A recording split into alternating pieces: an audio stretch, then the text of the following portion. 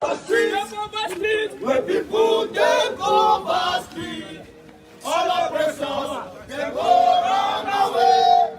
When people take over, when we take over, when people take over street, when people take over street, all oppressors they go run away. When people take over, when we take over, when masses take over street, when masses take over street, all oppressors, all oppressors they go run away. when masses take over, when we take over.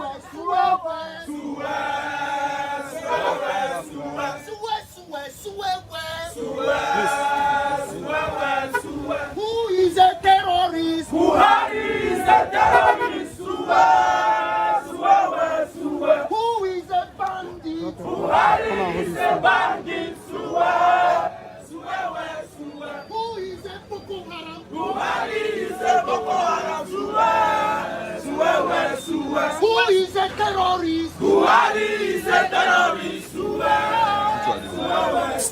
Who is a bandit? Buhari is a bandit.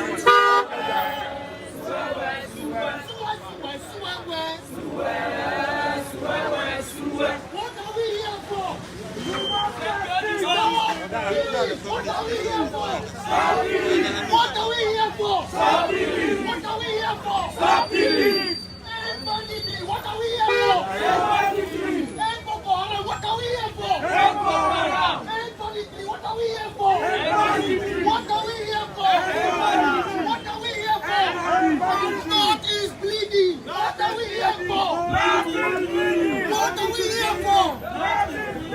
What are we here for? What are we here for? Save Nigeria! Save Nigeria! Save Nigeria! Hello there. Good morning to you, good afternoon to you, good evening to you from wherever you are watching from. This is Maiyegun live. Just a moment. They told them to stop the house.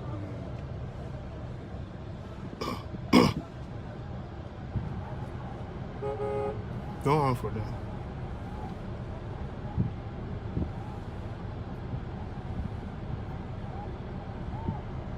What are they trying to do? Now rubbish. They block roads. Now go pass it. They Pass go. the go now. The guy is cocking gun.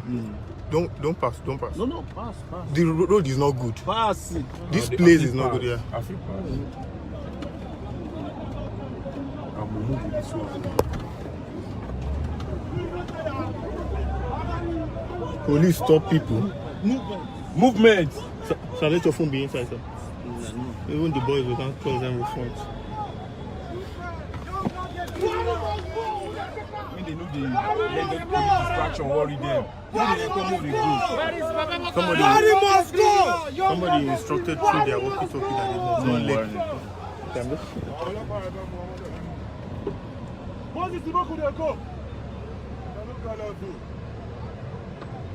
And the guy wanted to cock gun for your own people. Henry, me Henry come up for there. Me no go to follow all this movie they drive. I mean, a lot of Good afternoon, sir. Sir, we are not troublemakers. We are just... Sorry, I'm on live. I'm not recording you. Don't speak to any policeman.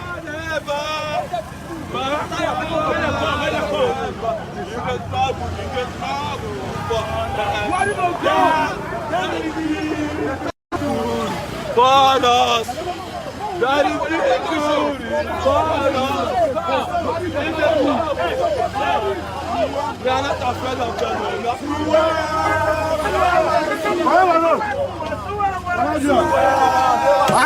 Come on here!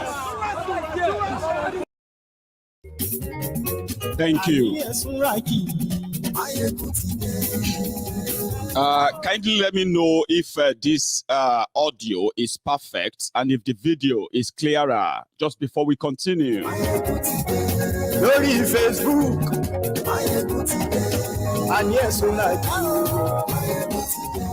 lórí YouTube, and yes, we like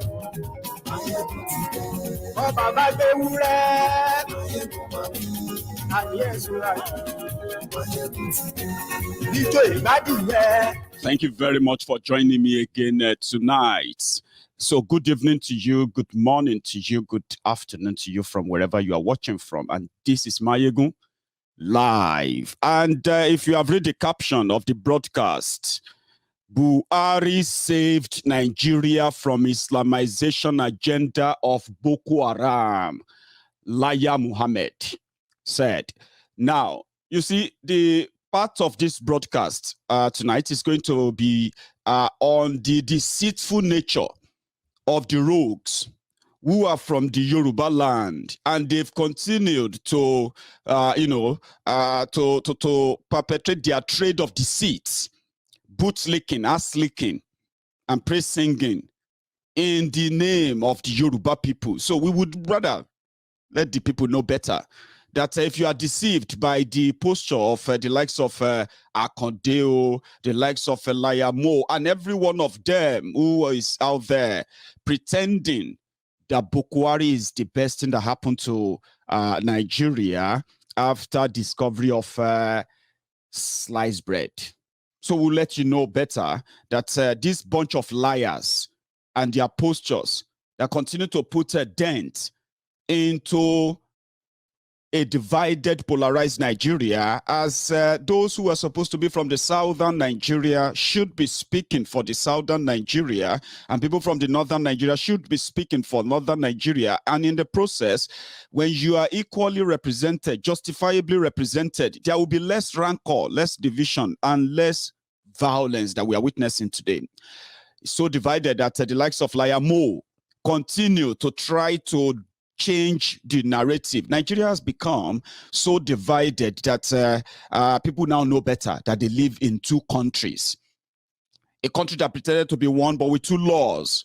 When it comes to the religious laws in northern Nigeria, they boldly, publicly told us that their law is far, far, far, far more supreme than the constitution of that same Nigeria. So in Nigeria, if you are from southern Nigeria, you get punished by the Nigerian fraudulent constitution. But if you are from northern Nigeria, there is always an exception, especially if it involved Sharia. We know that today, just today, today, we saw the video of a member of House of Representatives from Taraba who stood up to oppose the gender equality bill, the one that actually pairs the men and women together, a man and woman, as equal pair before the law and all that, yeah?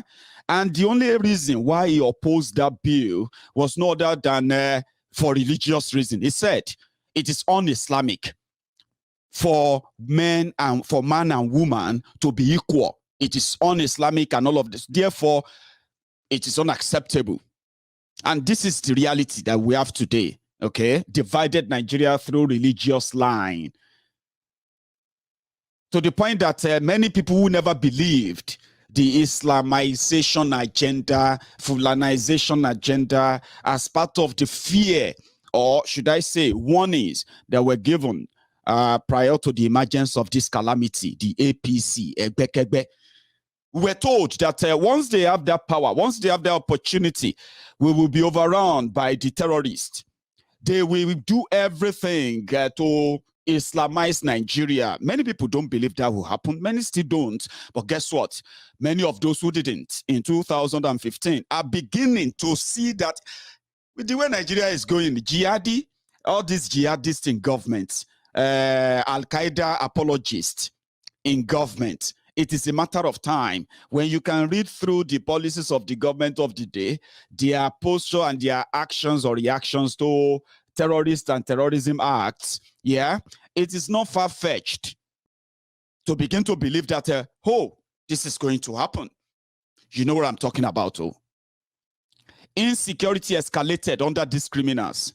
Boko Haram metamorphosed into a very bigger, monstrous thing that will still consume Nigeria, especially with these guys in charge. ISWAP. Not just them, the fourth deadliest terrorist group in the whole world, Maiyegun, Fulani terrorists. They have them on record. Not just in Nigeria, all over Africa. They have all the atrocities committed by these marauding Fulani terrorists. They have it on record. They call them the fourth deadliest terrorist group in the world. But in Nigeria, they are kings. They have people who speak for them. Things that we never seen before. We continue to see them today, where terrorists are now having negotiators on national television, pushing their agenda, telling Nigerians why you can't call them criminals. You can't provoke them. Today, you have government agents working day and night, trying to promulgate laws, put bills together to legitimize terrorists domiciling in that country. You have seen many things you never saw before, things that gave credence to this fear, this warning of Islamization. But Laya Muhammad, the dirty man that loves to do the dirty job, God knows how much they get. They pay him for this dirty job, but it's not alone. There are so many in that voyage, especially if you pay attention to the charade they called My Participations, the book launch of Bisi Akande, the failed governor of Osun State, who blamed his failure on the democratic coup that Obasanjo played them in Southwest in 2003. That saw his back, that saw his back turn to the government house. And he never forgave him for that. And since then, I'll tell you, they are in the business of massaging ego, survivor stuff, people who are the relic of the dredge of our society, who ended up symbolized as the representatives and the beauty of our race, the Yoruba people. Bunch of scavengers, bunch of opportunists, bunch of freeloaders, scroungers, pickpockets. I love to call them pickpockets. So they massage ego. That is why Laya Muhammad will do all the dirty job, openly deny, and most times lie unprovoked. According to Laya Muhammad, we should be grateful that Boko Haram, they haven't captured Abuja, and Boko Haram, they haven't declared Lagos, Enugu, and Bayelsa as caliphates yet. The same thing they told us was going to happen if Boko Haram was not elected as president in 2015. It's just the same lie that Bisi Akande himself was spewing when he told Boko Haram that they loved him, Yorubas love him because he loved Nigeria. And most of the let me show you something. I think that will tell it. Let's go to Lagos. Third greet is the chief presenter, who is the owner of today. He's presenting the book, My Participations, the autobiography of Chief Bisi Akande, who we always call Baba Mi. Kashimi, man, thank you very much for coming here. You have always been there, and I'm happy to see you in sitting. You are welcome, and I thank you for coming. Distinguished ladies and gentlemen, in the olden days, I will burst to tears. My lordy me woo. But today I'm very happy. I'm happy to welcome you. I'm grateful to you for sparing all the expenses and time to travel all the way all over the country to come and honor me at this occasion. I'm grateful to you. I'm only uncomfortable that each time our president is coming here, he's always in a hurry.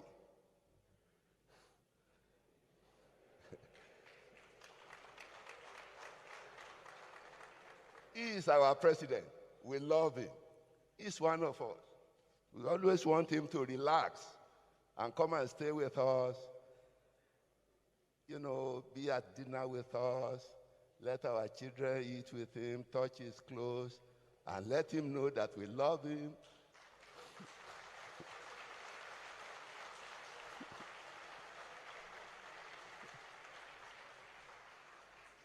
But his handlers never recognize that he's no longer growing younger.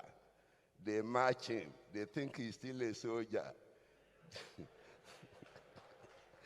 They mark him from the naval yards to the hotel. They are marching him back to Abuja, maybe for another event. And that's the way they will march him throughout today, throughout tomorrow. I thank you for coming, and I pray you know, a successful tenure in office.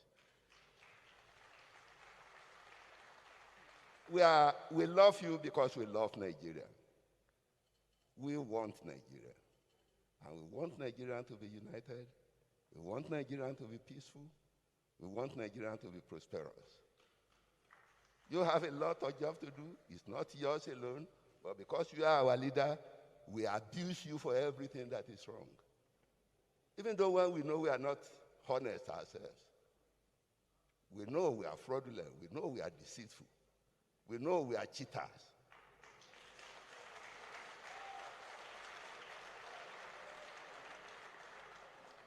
And all the results of all the things we are doing wrong, we blame on you. I don't sympathize with you. You apply for the job, and you have the job. May your tenure be prosperous. May Nigeria be greater in your time. May Nigeria be united. May Nigeria be peaceful. Thank you for coming.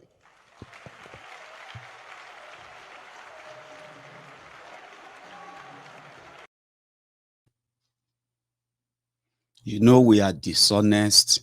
You know we are cheaters. You know we are this. You know we are that. As our leader, we blame you for everything. That's how they massage his ego. So when people opened up Akonde's book, it is filled with lies, praise singing, self-glorification, and the same way of sipping from the cup of Tifnumbu's spittle, saliva. That's what is filled in that book. They know, like I did say, right? They know that they are on their last chance. Well, should I call it last chance? Last bet. They placed a gamble on Bokwari. The gamble backfired. They had no choice. They had to play that mumu to the end. Because if nothing comes out of this, if their Ashiwaju does not become president in 2023, you see those people abusing you. Those people attacking you because of Yoruba nation, yeah?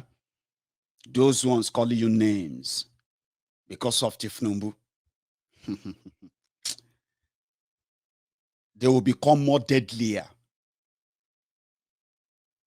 Right?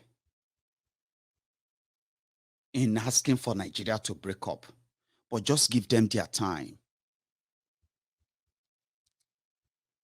They said, well, Obasanjo first was the first who threw the salvo. He said, you guys should stop expecting anything more from Buhari.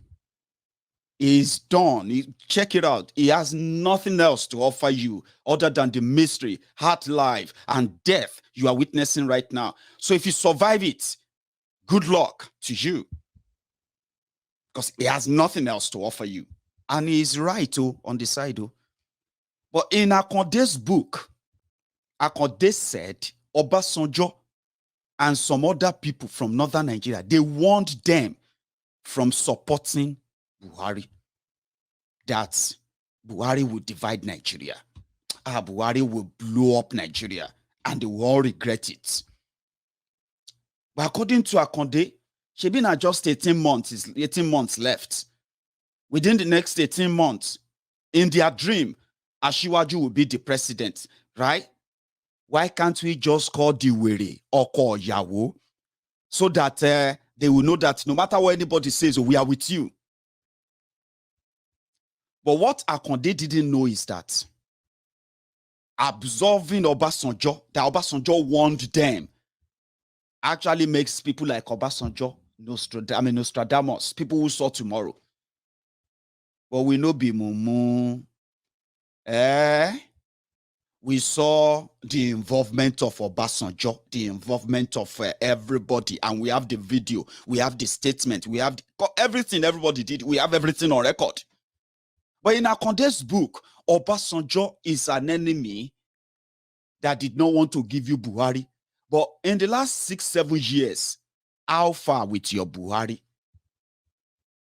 So does that not make Obasanjo, if Obasanjo indeed opposed that, does that not make Obasanjo a good person then? Somebody who tried to prevent you from experiencing Buhari, according to Akonde. Akonde also lied in their book in order to massage the ego of Tifnumbu. Akonde said, Tifnumbu, was never, according to Akonde said, Tifnumbu was angry that Buhari betrayed their agreement. And the agreement was that, Tifnumbu will be Buhari's vice president. So on record, they said Buhari visited Tifnumbu and said, some people up north, they are not comfortable with this arrangement, as well as in the south. Blah, blah, blah, blah. They said Tifnumbu run crazy, that they can sell anything. It doesn't matter. Muslim ticket can, you know what I mean? To the point that they say Buhari had to walk out of Tifnumbu's house in Abuja angrily. And he went to see Aregbe Mugbo. That one was governor then. Cut the long story short, that was how Ekene Shatabandu came in. Meanwhile, Akonde took a glory that, well, Tifnumbu was never interested. In fact, Tifnumbu was the one, he was the one who wrote Oshibade's name in this small paper and gave it to Buhari, trying to say, even in that book, Akonde wrote it there that when they met with Buhari after the meeting with Tifnumbu, he asked Buhari that, General, are you trying to betray the agreement we had? Which means that Tifnumbu is going to be your vice. And he said, Buhari realized that he was becoming angry. So Buhari then gave him that honor to give him vice president. That is not against the arrangement, but it's because Muslim ticket won't fly. So that was how Akonde was now the one who wrote the name of Oshibade. Long story short. What they are doing right now is like holding to the last straw. Nigeria has exploded, pretty much like on an entire fire. But let's look at these characters that are misrepresenting the position of the people of Yoruba land when it comes to the damages these guys have done. Let's look into their character and their antecedents. Bisi Akonde is the former governor of Osun State, the man that sacked so many teachers because he felt like they should possibly go and learn personal trade. They are not meant for teaching until he got booted out. In revenge, he never forgave, he never forgave Obasanjo for that, because it was after that, it was Oyinlola who succeeded him in that, what they call the democratic coup. In that revenge, he became the lackey to Tifnumbu, who succeeded, or let me say, who survived the coup in 2003. Since then, let's start with, Akonde, Oshoba, and few of them like that, they now have to rely on Tifnumbu, patronizing him, continue to call them elders and leaders of Yoruba, the Yoruba progressives. So that was how Tifnumbu became their nanny and their guardian, the one that feed them, take care of them, their family, and the rest of them, because they were so shocked that they could lose power in 2003. The arrogance was so much. The same arrogance you see in them today was the same arrogance they had in 2002, 2003. Oshoba was so confident that they know Yorubas. He said, some part of Ogun State, they are like chicken. If you throw down Ijebus, that's what he called us in Ijebu. He said, we Ijebus, we are just like chicken. All he has to do is just, flunk some corn at us. And then we'll do whatever he wants us to do. The arrogance was terrible. And, so Tifnumbu became their godfather, codedly. Yeah? So that when Tifnumbu finally said that we're going to start our own party from AD to AC. So to them, they were going to automatically be godfathers of their different states. So when they got to ACN and they brought this commissioner from Lagos, Aregbe cut the long story short, Aregbe became governor through their judicial arrangee that saw the end of Oyinlola. For 8 years, Osun people learned what they called, what do they call that your salary in Osun State under Aregbe Mugbo then? They changed the lives of the people. They brought a new way of life that completely altered theirs, and without anything, no economic power, they took away the economic power of the people of that state systematically over time, so that they can remain perpetually useful for whatever political permutation that they are involved in. That was the genesis. That was the spread when we started calling them Ajeles, how they were going to recapture Southwest, how they were all going to come back and make sure that the Yorubas are redirected back to Tifnumbu. The old charade left the Yoruba people poorer, left us more underdeveloped. Now, they've added terrorism to it when they joined APC.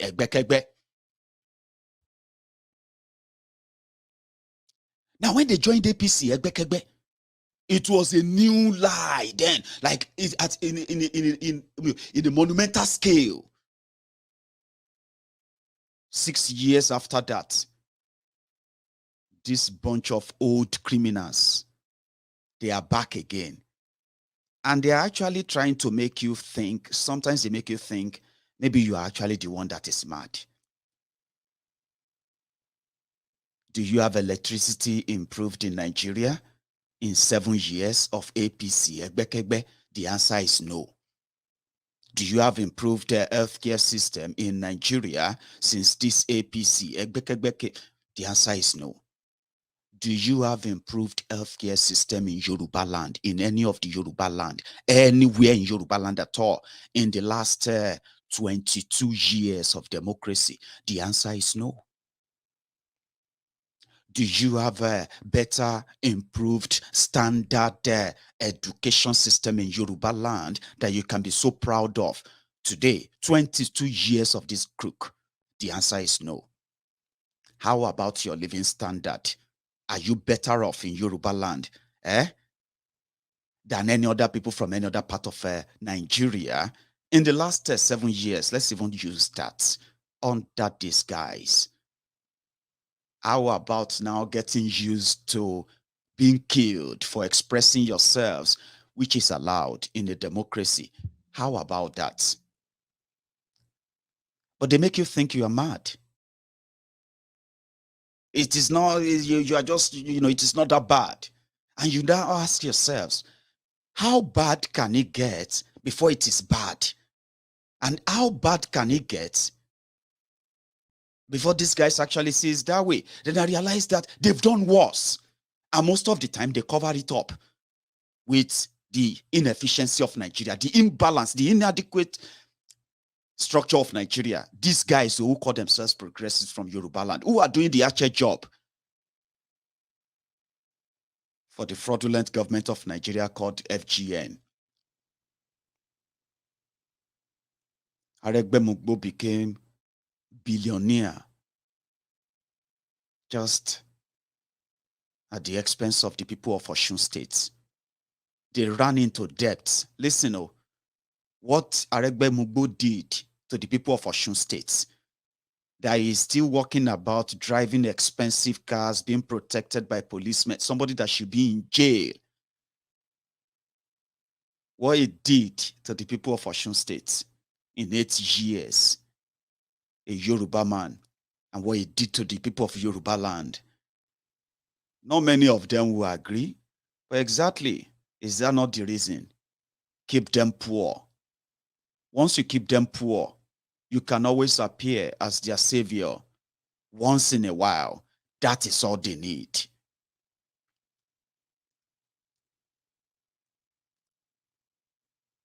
They borrowed money.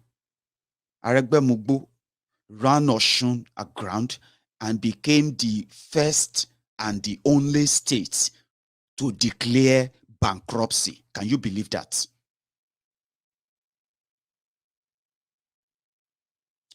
They borrowed, stole it,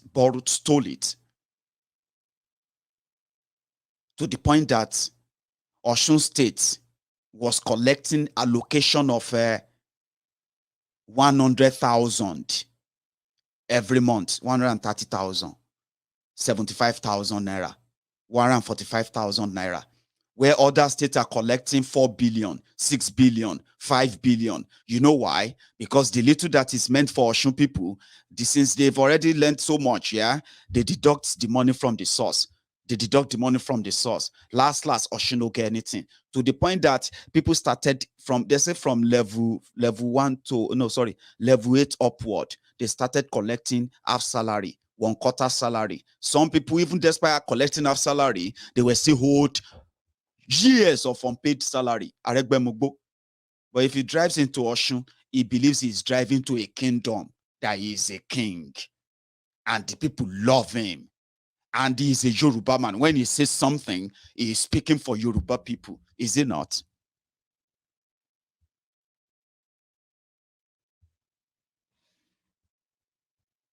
So these are the characters that will tell you that you are wrong about Buhari. Well, everything you are seeing right now, don't blame Buhari. Why are you blaming him? He's an old man. He's just trying to, he loves you. He loves everybody. He's just trying to help. You know, but secretly, they are just counting days. They are waiting. It's like a waiting game. Let's wait. So these guys are not representing us. I want to say that very loud and clear. It is for your own, well, it is in your own interest if you're a Yoruba man or a Yoruba woman watching me right now.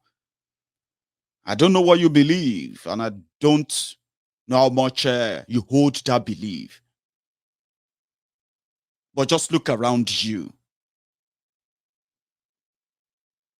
If you take these guys so serious to the point that you will defend them and even campaign for them, which is your right. You have every right to do that, okay? Spend your money, do all of that. But look around you. In 2015, they were the same characters who told you, we will no longer see this bloodbath. We will no longer see this monumental corruption. Look at the level of stealing and looting. Look at the level of the indebtedness. See the economy. Look at the level of joblessness. We read it in the papers. Well, I read it online just a moment ago, that the National Assembly of Nigeria just approved another 3 trillion naira loan request for Buhari. Now, they told us 2 days ago that the Nigerian debt is now over 40 trillion. Listen to me. Nigeria is in a deep hole, right? Whatever miracle that you are thinking of, whatever thing or ideology, whatever thing that you think Tifnubu has upstairs to offer, hello, don't you think Buhari should be using them right now in a way to save the lives of those that are still going to die because of this calamity? You're not admitting it, joining your leaders to pretend that Nigeria is all right, because that's all you have to do until they tell you that if Tinubu will never be president. Then you go into rage. Then you will then join us. Why not now? Why can't they offer that to Buhari to save the people that are dying now? Everyone knows that. Up north, people are protesting. So once you have 40 trillion in debt and you have another 3 trillion joining it, and you have another 4 trillion, which makes it about 7. That's, you know how much they are borrow. They are actually going to to borrow next year in 2022. Well, let me give you the rough estimate, because in total, they are planning to, well, their budget is 17 trillion or thereabout. From that 17 trillion, they are planning to remove subsidies so that you can pay more for petrol and for gas and all that. So they are also increasing your taxes here and there. This of VAT and all these things that you've complained about in the past, you have to live with them from next year. They are going to increase your electricity bill as well. Everything they can do to mop up money, with all of that in their book, even when they take all of that money from you.